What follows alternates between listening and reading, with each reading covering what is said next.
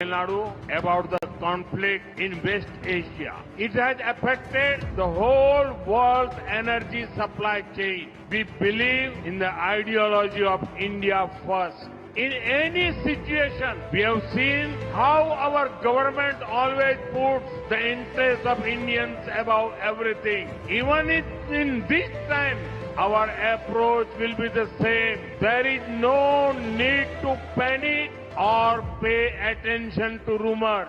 I would like to appeal to the people, let us spread only correct and verified information. During the COVID pandemic, 140 crore Indians showed the world how mature our nation is. I am confident that as a nation, we will navigate every situation successfully.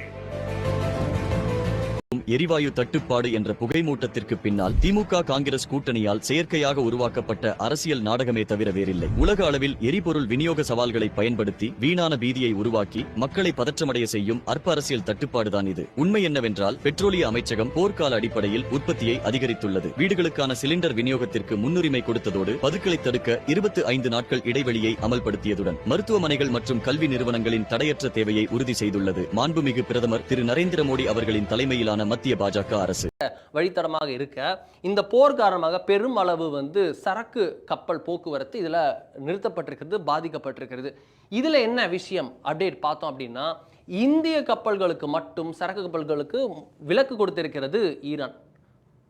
அதாவது ஈரானுக்கு India எதிரி, ஈரானுக்கு இஸ்ரேலுக்கும் அமெரிக்காவுக்கும் India அடிமை அப்படின்னு இந்த எதிர்க்கட்சிகள்லாம் ஒரு பக்கம் சொல்லி கொண்டிருக்க, இந்தியாவுக்கு விலக்கு கொடுத்திருக்கிறது ஈரான்.